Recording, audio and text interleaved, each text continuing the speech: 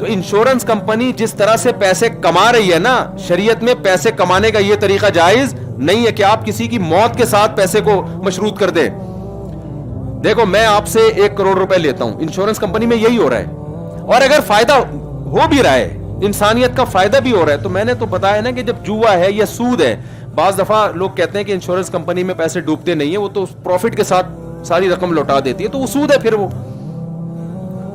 تو ہمارے پاس سود اور جوے کے بارے میں اسلام نے یہ آپشن رکھا ہی نہیں ہے کہ ہم یہ سوچیں کہ اس میں انسانیت کا فائدہ ہے یا نقصان. اصل میں تو بے تحاشا نقصان ہے اس میں, لیکن اگر اسلام ان نقصانات کو نمایاں کرنا شروع کر دیتا ہے نا, تو ہم ایک غیر ضروری بحث میں لگ جاتے ہیں. ہم کہتے ہیں ایکچولی وہ نقصان تو اب تو نہیں ہو رہا, تو اللہ میاں نے کیا ایک دروازہ ہی بند کر دیا. میں انشورنس کی حیثیت آپ کو بتا رہا ہوں, ہوتا کیا ہے.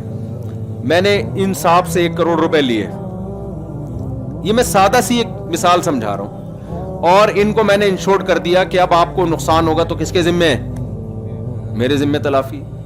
تو میں ان کو کس چیز کے پیسے دے رہا ہوں, اگر نقصان ہو گیا تو پیسے دوں گا, نقصان نہیں ہوا تو یہ میرا کیا ہے, پروفٹ ہے.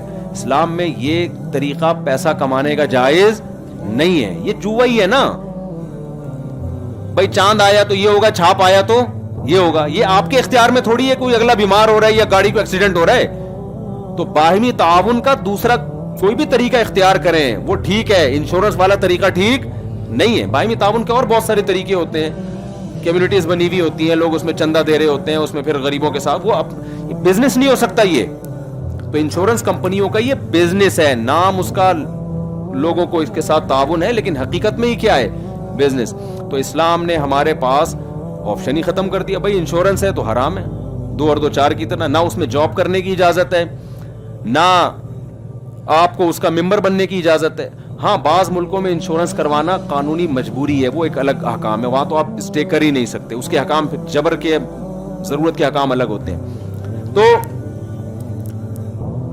سود بھی ایسا ہی ہے. جب اسلام نے سود کو حرام قرار دیا ہے, سود یہ جو آج دنیا میں اتنی غربت, غریب سے غریب تر ہے نا, اب تو گوروں نے بھی ماننا شروع کر دیا کہ یہ سودی نظام کی وجہ سے. لیکن اسلام نے سود کو جب حرام قرار دیا تو لاجک نہیں بیان کی کہ ایکچولی یہ ہوگا تو یوں, کہ دنیا کے فلاسفر سارے اس بحث میں لگ جاتے ہیں. مشرکین نے سوال کیا تھا کہ بھئی سود کیوں حرام ہے, ہم جب قسطوں پہ بزنس کرتے ہیں تو قسطوں پہ بھی ہم چیز کی قیمت بڑھا کے لیتے ہیں. وہ جو بے کہا تھا نا, انما البیع مثل الربا, اس بے سے مراد تھی قسطوں کی بے. بھائی ایک چیز کیش پہ ہمیشہ سستی ہوتی ہے, ادھار پہ ہمیشہ مہنگی. توڑنے کا ادھار پہ بھی تو مہنگی ہوتی ہے نا, تو یہ وہی ہے.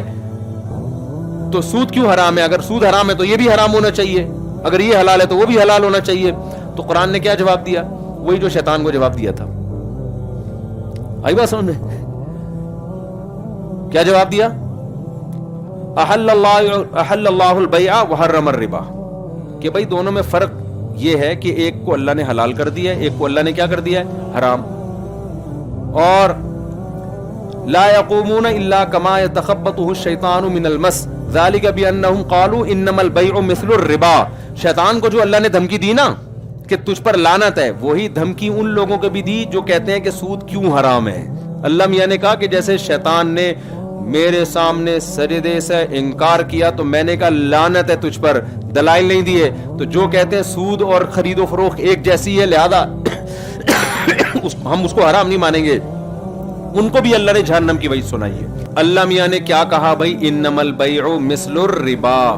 یہ لوگ کہتے ہیں خرید و فروخت میں اور سود میں ایکچولی کیا فرق ہے؟ تو اللہ نے فرمایا لا يقومون الا كما يتخبطه الشيطان من المس. یہ جب پتہ چلے گا جب قبروں سے یہ لوگ زندہ ہو کے اٹھیں گے, اس وقت جو ان کی بوکھلاہٹ ہوگی نا, اس سے پتہ چلے گا کہ کیا فرق ہے. تو اللہ میاں نے یہاں دلیل سے جواب بولو نہیں دی, اور اللہ کو ضرورت بھی نہیں ہے.